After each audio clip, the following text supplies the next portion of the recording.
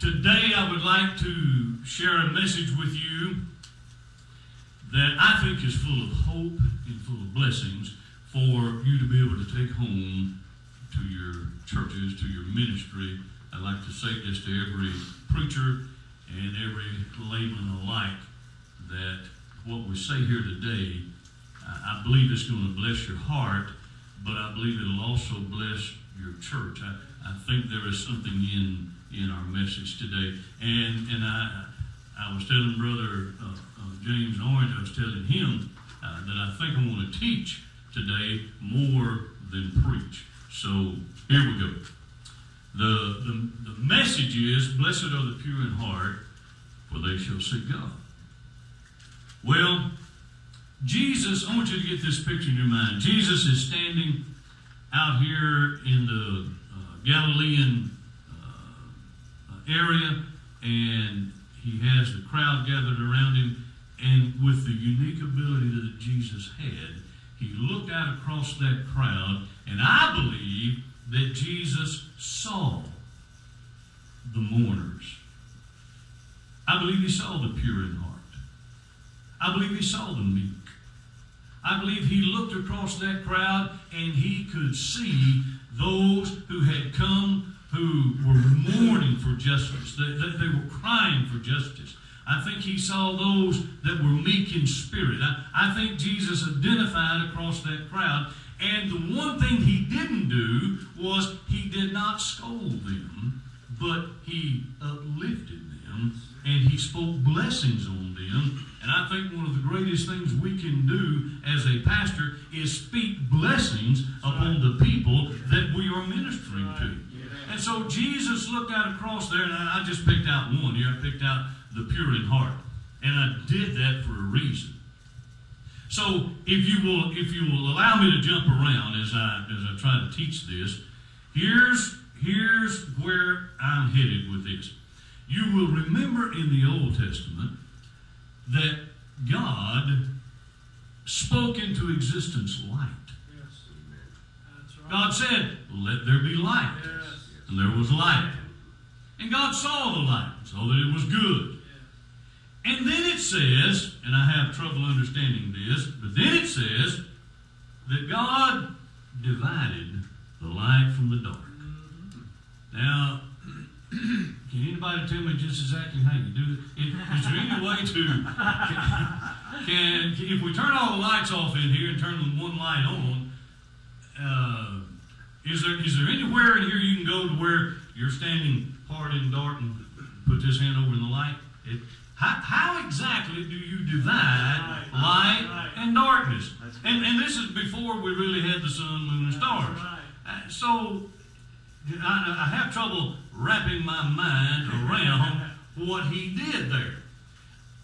But really, God did that in every heart of every person that's sitting here.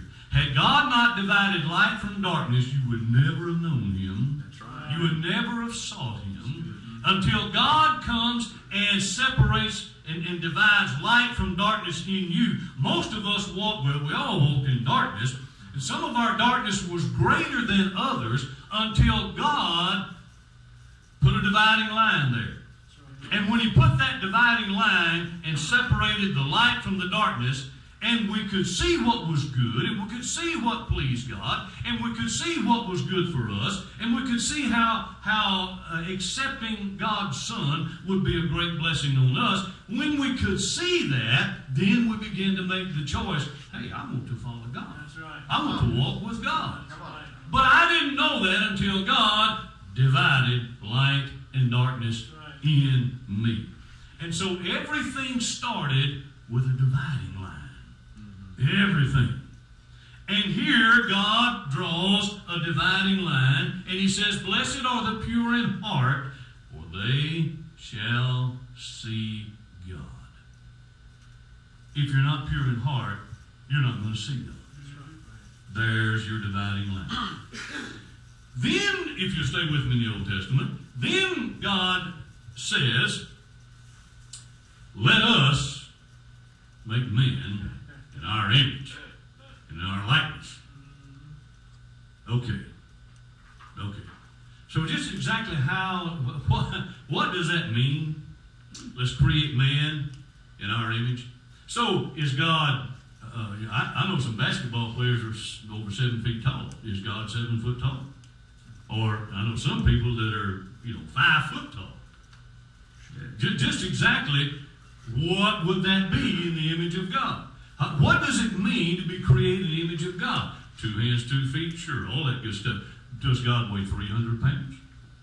Does God weigh 120 pounds? What does it mean to be created in the image of God? And in His likeness? Come on.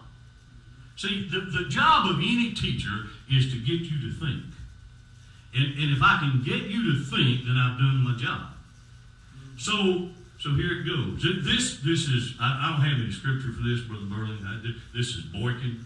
This is totally Byokin. I have well, actually, remember, this is Jack's notes. So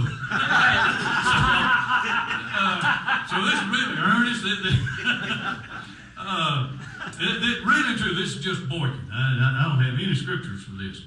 But I think, and as Paul says, I think I have the mind of Christ. I better not blame that on him.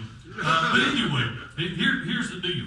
What separates us from the animal kingdom and all the other creation is that God not only gave us a heart, but He gave us a mind, yes. and He put a link between the heart and the mind. Now, that separates us from monkeys. Right. That separates us from any of the other animals because they operate by nature. Instinct. They just operate by what their minds know. They can't link mind and heart. Not in the understanding of God. Created in the image of God is the intellectual part of man where we can understand what God wants from us. We can take the mind and the heart and we can put that thing together and we can understand what God wants from us. So now here we are created in the image of God and in His likeness. And Adam, I won't go through all that, but we know the story of how Adam fell willfully. He chose to do what he did, making that fall, and they were kicked out of the garden. Now, we had Father's Day just a little while ago, and I was preaching on Adam, and I think one of the greatest regrets that Adam had was he didn't wait long enough and have the children. He wished he'd had children before he fell so that he would have had a better understanding of how to be a parent. Yeah. The knowledge, the wisdom that would come from God. One of his greatest regrets, I think, was the very first person that he brought into the world, that he brought into the world, turned out to be a murderer. Turned out to be the lowest. Turned out to be that murderer. I think he regretted not waiting for God's wisdom, and that's what Satan did. He short-circuited what God was trying to do in Adam. So now if you'll go back with me over here to the New Testament. He says, "Blessed are the pure in heart, for they shall see God." I believe that as he looked across that crowd that day, he saw those that really were pure in heart. He saw those that really did want to know God. He looked out across and he found those whose desire was that they could know God. I'm sure that there were many in there who wanted to know God, but who had almost given up on knowing God because of what had happened to them.